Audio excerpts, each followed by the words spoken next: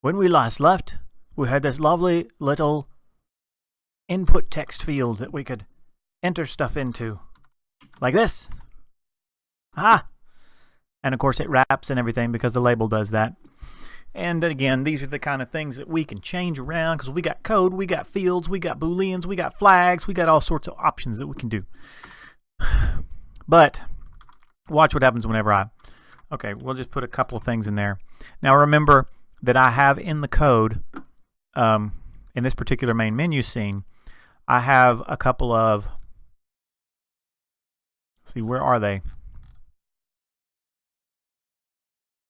They're the buttons. Oh no, I remember. I put it in the main loop, didn't I? This right here.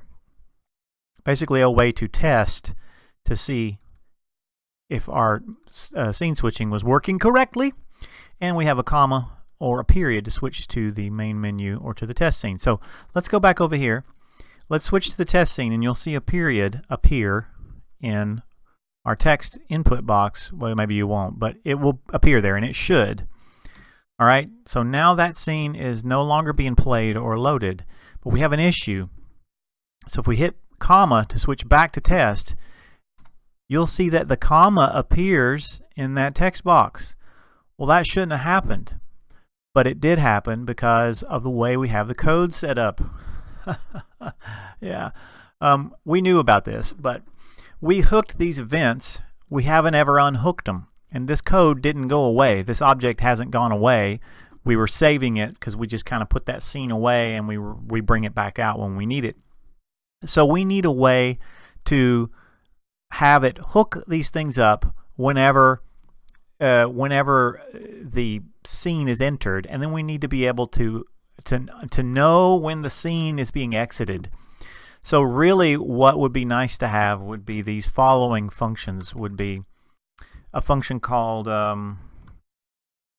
maybe a function called onEnter. I can't really think of a better name for it. I kind of hate to,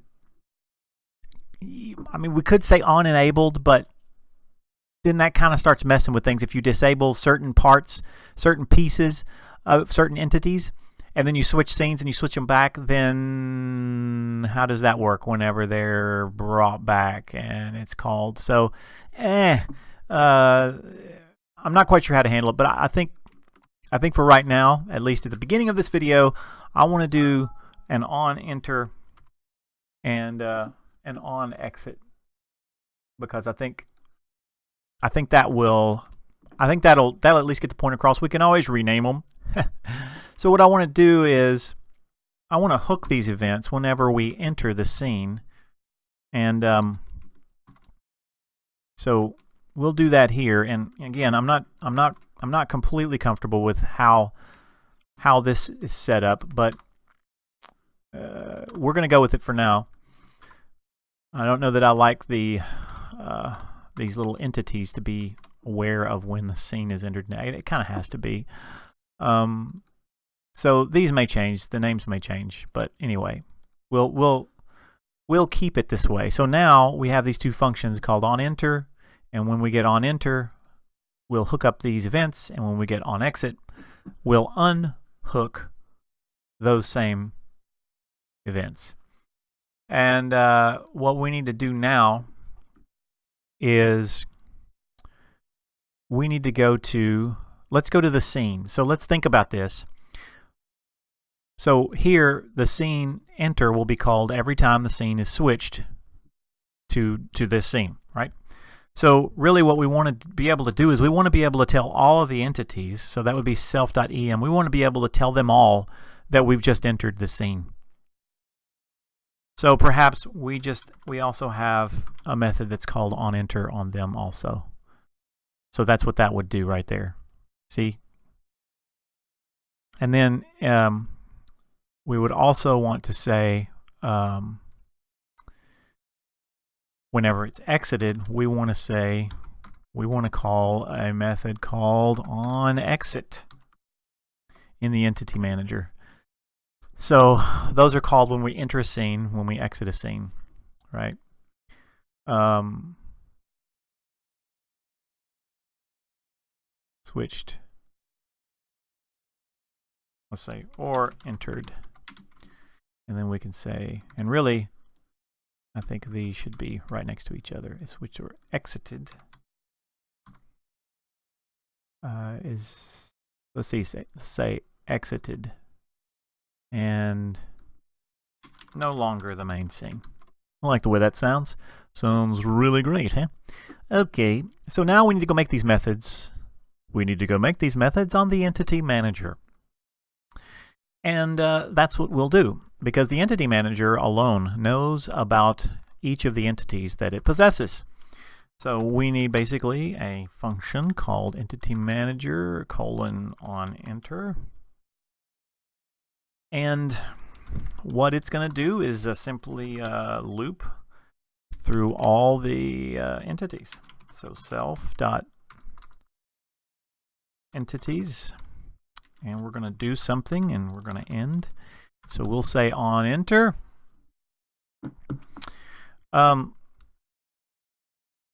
Let's just make a local, because I want to do that. Self.entities. You don't have to do this, but I'm going to do it. So we'll say E is that current entity that we're on, and we'll say if that entity has an onEnter function, then call it. That's what we'll do. Now, the questions come up here about, well, okay, should onEnter be called if that entity is not enabled? And I think what should be done is that should be handled in each entity individually, at least at this point. So we have an onEnter that basically goes through all of the entities in the Entity Manager. So we want that the opposite, which is onExit, and we'll just simply copy onEnter, and then we'll make it an onExit function and call onExit. Okay. And then there's a couple of other things that we should do. We have this remove function. We also, though, want to check. We want to be able to enable and disable these entities without removing them from the list, right? So let's say this. So if this entity is enabled, then we'll call the draw function on it, and then also in the same vein, we'll say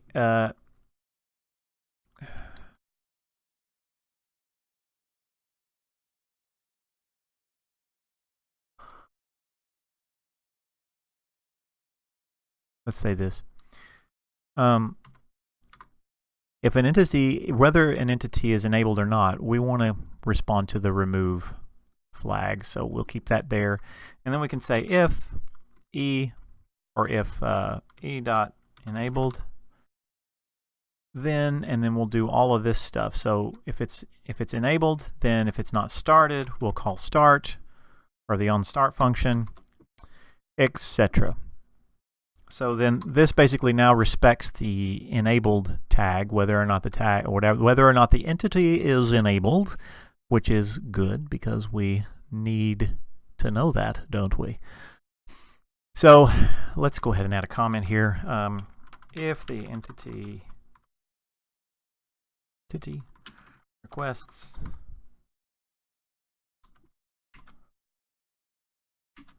removal, then accommodate it. Gosh, I can't even spell. Then do it. Let's just say then do it. Okay.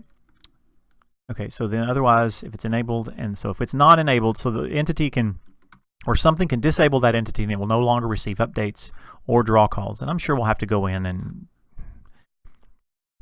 mix around with this stuff and refactor it and stuff like that. But that's the name of the game, right? So now we have this in our Entity Manager, and we have this in our base scene.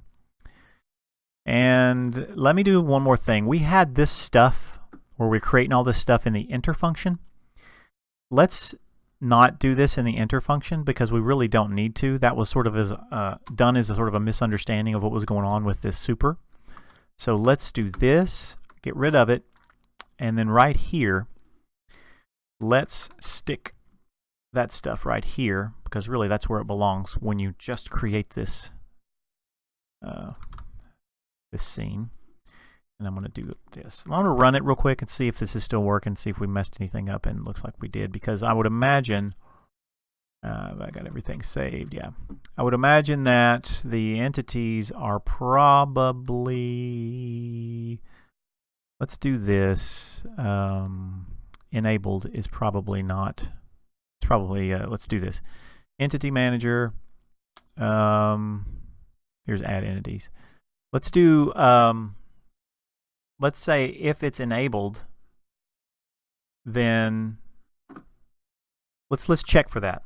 Entity.enabled equals entity.enabled or true. So if there is no enabled key in the table, we will put one in and we will say true. Otherwise, it's just whatever was in there.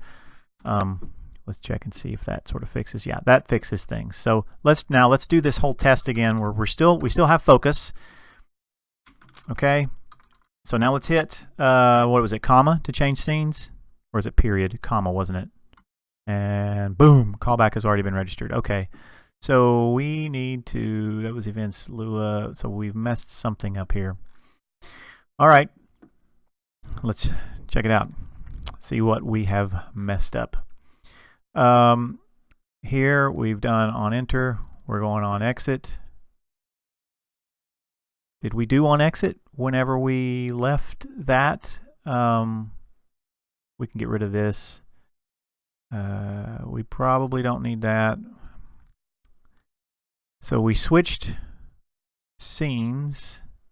Oh, yes.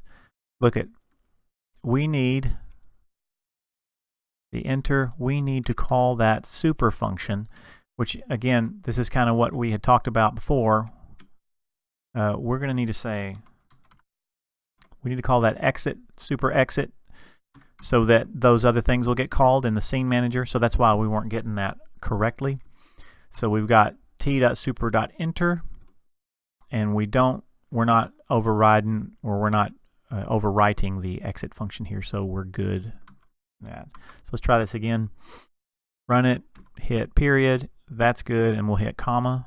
Perfect. And you see, notice that it doesn't get the comma because it had unhooked from all of that stuff. So then when we hit comma, the scene was switched back to the main menu, and then everything was hooked up. So that's correct. That's the behavior that we want. The next thing that we want to do is we want to add a few things to our utility class, because we want to be able to set focus to a particular text input box instead of have focus all the time, right?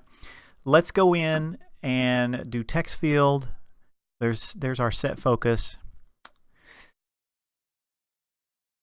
I almost want to say, when you say set focus, maybe we should just, maybe that should just be, maybe we should just do this.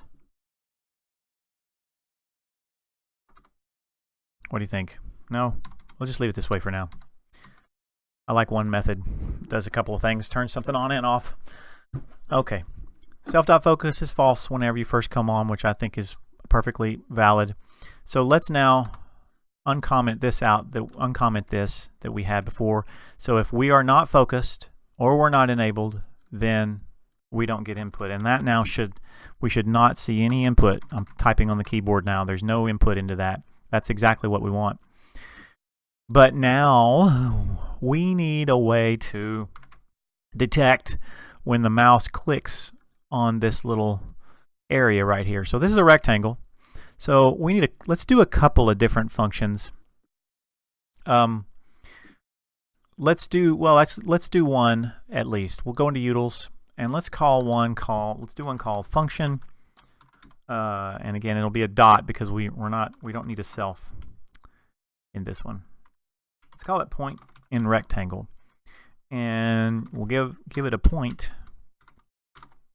which we'll assume is a table that has an X and a Y key, and then a rect, or a rectangle, which has X and Y indicating upper left corner, width and height. So how we'll do this, we could do, there's a couple of ways to do it, but I want to do, we're going to do an inverse kind of thing because it's kind of easy to figure out if the point is not in the rectangle, if that makes sense. So if the point is not in the rectangle, we're going to say invert that, and that will mean the point is in the rectangle. So if the point dot x is greater than the upper left-hand corner of, or the left side of the rectangle plus the rectangle's width, right? So that's one way that the point would not be in the rectangle. Or point dot x is less than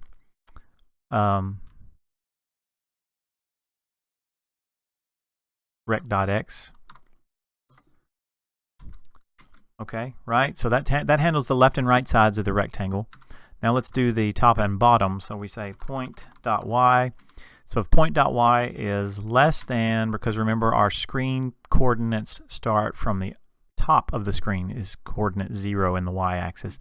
So if the point that we click is less than the upper left of the rectangle, then it's also not in the rectangle.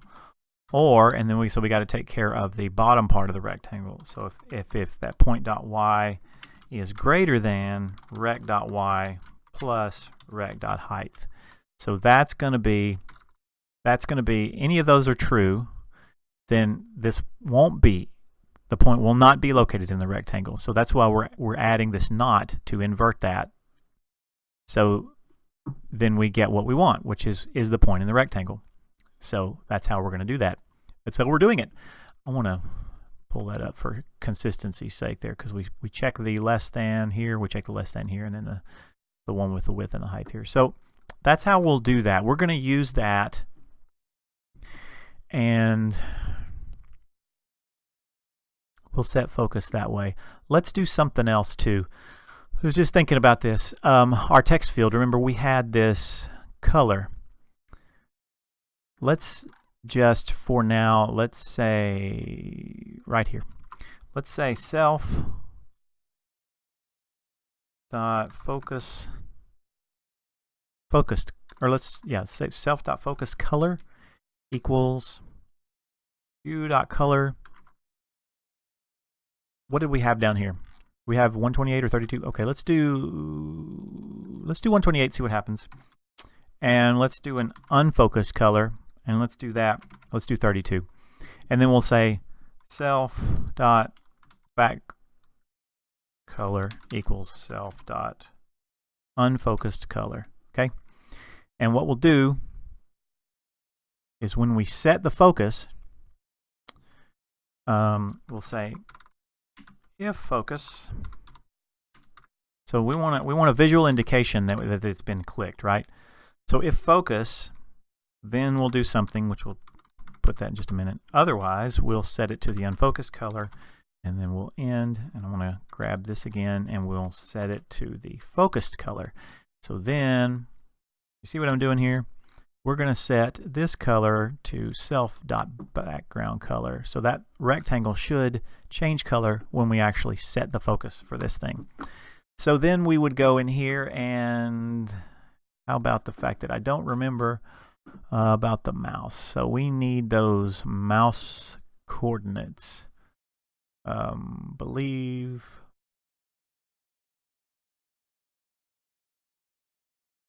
this will work.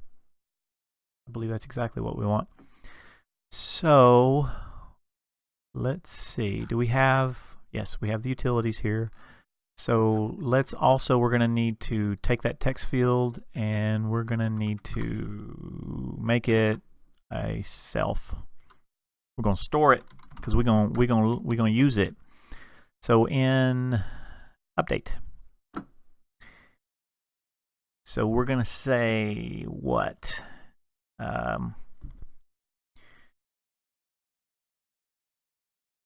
put it down here. So we're gonna handle some mouse stuff here. local mouse position equals love.mouse.get position. So we're getting the position. We also need to get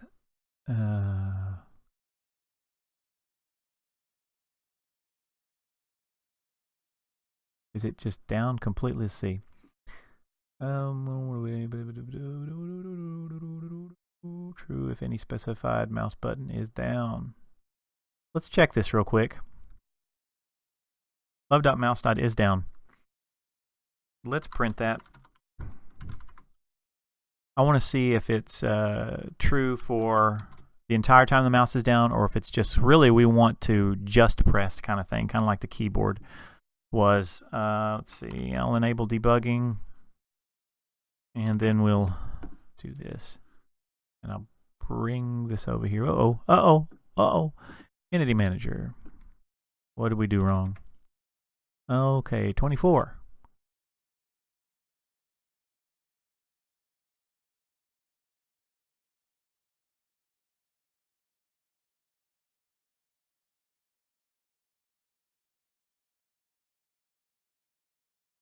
Attempt and index local entity. 24 entity.layer. And where was this from? Main menu 26. Of course. Up here where we already moved everything, isn't it? Yeah, look at that. Self.em. Oh, that's the deal. Of course. We have to do that. Sorry about that. All right, so we got false. Let's come over here. Let's click. Oh, you know what? Something else I forgot. We have to ask for a particular button. And I believe we can say 0, 1, 2, 3, can't we? Or is there like a mouse sort of a... Does it tell you where the... Here it is. 1 is the primary mouse button, which will be left. So let's do that one. We're all 1 based here whenever we're in Lua. All right, let me go over here. Click. Yep, see, it stays true the whole time it's down. So as I hold the mouse button down, it's true. That isn't exactly what we want. So let's see if there is something else, maybe something that is grabbed. Check if the mouse is grabbed, cursor visible. Looks like we're gonna have to look a mouse constant. So can we do? Oh, look, button constant in player. Okay. So, oh look, there's a function called mouse pressed. Or there's a callback called mouse pressed anyway. We may have to make a mouse manager of some sort, because like we have the keyboard manager. But let's do this. Okay, so this is local down equals that, and let's do a. We're gonna cheat for a minute here. We may go back and may go back and redo this. Previous down equals false.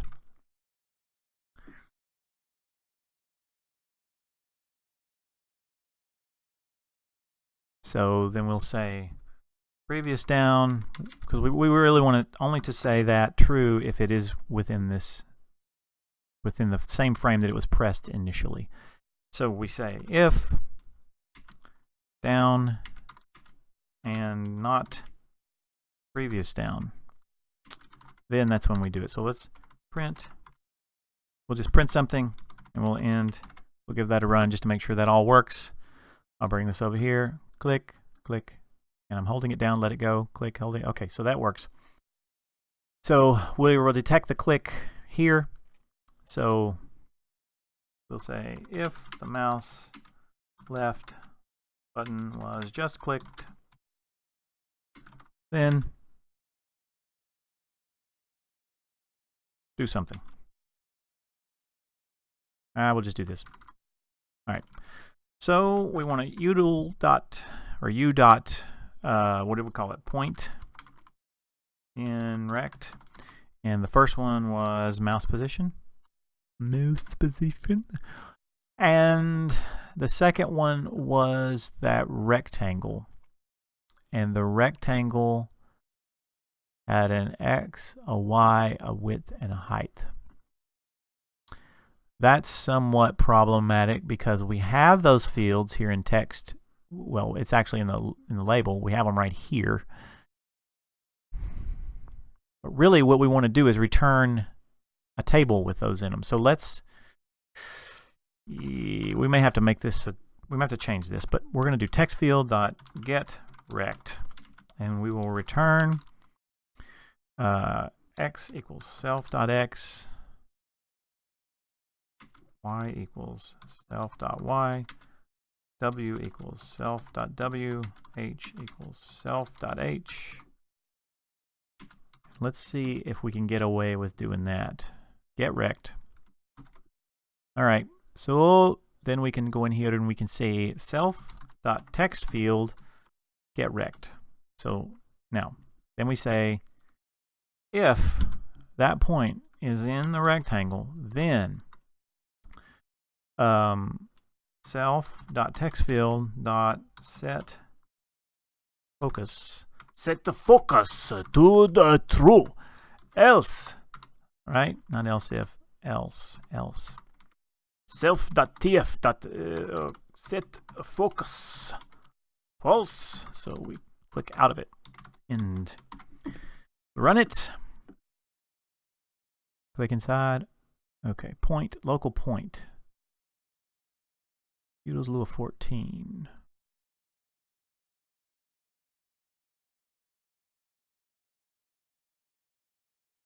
Oh, we didn't make it into a table, did we? We just had a couple of variables that we put in. So what we would need to do is, how does that work?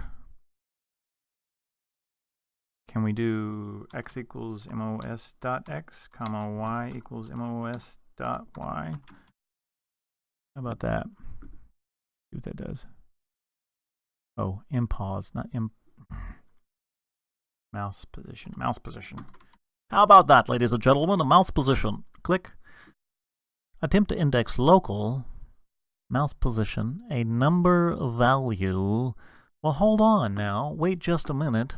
Let's go back to our mouse position. Returns the current position of the mouse. Oh, of course. Yeah, of course.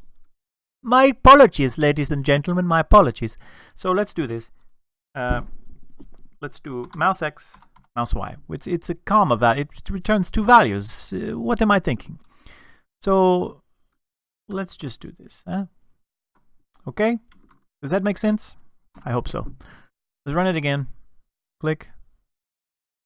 Lua 14, attempt to compare number with nil. Of course, we're still having issues. 14, point.x, rect.x. Which one? Rect.x or point.x? Okay, we'll figure this out in just a moment. Where are my... Let's close that. Okay. Is that nil? Let's do this. Let's print those. Print. Point. And print rect. Let's see what happens for those when we click. All right, they're both tables. See that right there? We've got tables, but I've messed something up, haven't I? So let's do this. Let's print point.x, point.y. Let's see if we've at least got that right. Bring this over here. Click, click, and we do. So it's our rect table. So let's go back to x, y, w, h. Back to utils, which is where we are. No, I'm sorry. The text field. Get rect x, y, width, height.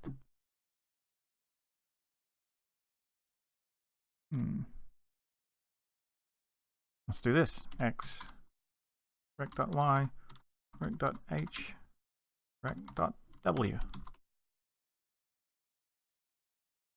And let's run that. I'll make sure we're getting stuff in there. Boom, boom, boom. Nil, nil. Ah. What? Really?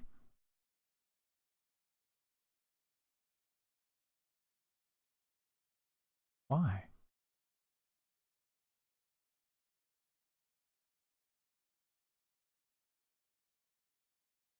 How is that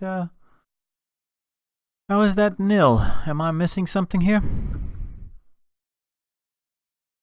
We got 40 and 100, but we got nil everywhere else. Okay, maybe the problem here is at label. Oh, and it is, ladies and gentlemen, it's position. I'm sorry, forgive me, please. I am so sorry. Self.position.x and self.position.y is what we want. So sorry, ladies and gentlemen. Now this should work. Watch. Click, and we are highlighted. Can we put in text? Yeah, we can. Click off. We can no longer put in text. We have done our jobs, and it works. It works. See? A beautiful thing. Very cool. Very cool. Yeah. Very cool. Okay. Here's what we'll do. We will stop there. Let me turn off. Where were we printing? We were printing in utils, weren't we? Yes. Remove that. And then, yeah, look at that. Click off of it. Click on it. Although now it's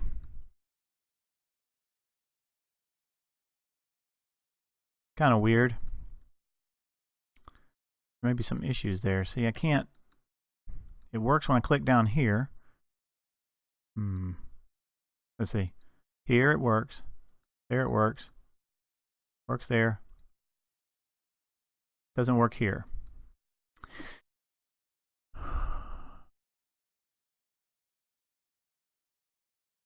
So it's almost like my upper bound here isn't right.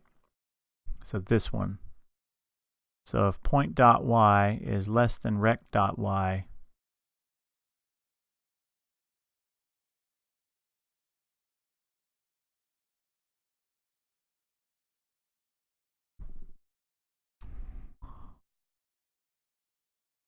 yes, that's right, because of course we are doing this.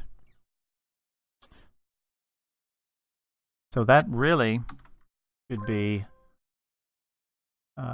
this. That's our problem.